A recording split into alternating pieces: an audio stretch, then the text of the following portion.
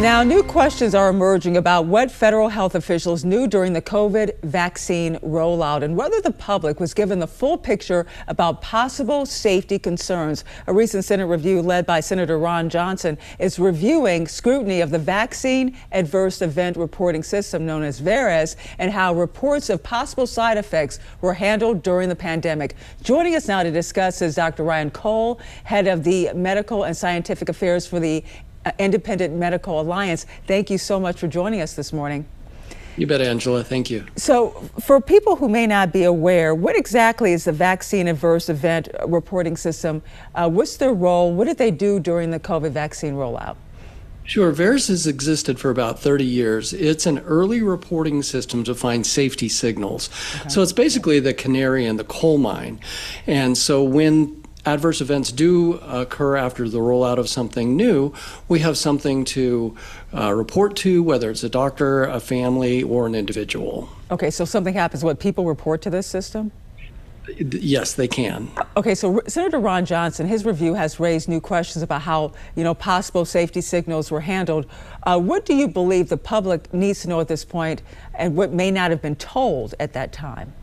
Yeah, the important thing is that system does show those signals, and there was a cover-up by the officials at FDA of the data that were coming in.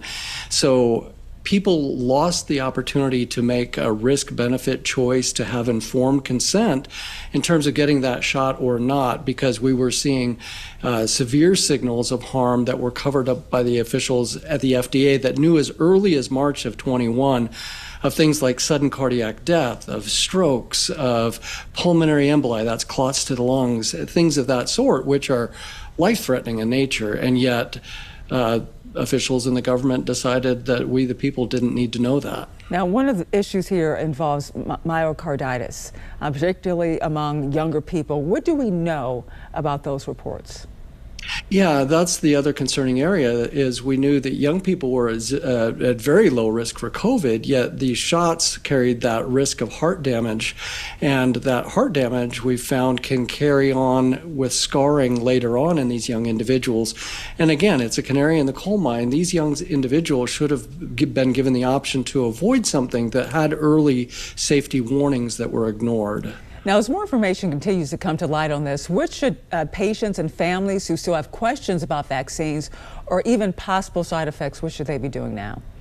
So really quick, number one, document. Number two, it's not too late to do a retrospective report to the VAERS system. History matters. Number three, find a friendly physician that will treat vaccine injury. And number four, always protect your rights and make sure that you keep track of government, making sure that they stick to the policy that they have. All right, to learn more about the Independent Medical Alliance, visit imahealth.org. And thank you so much for joining us, Dr. Ryan Cole, the head of the Medical and Scientific Affairs for the Independent Medical Alliance.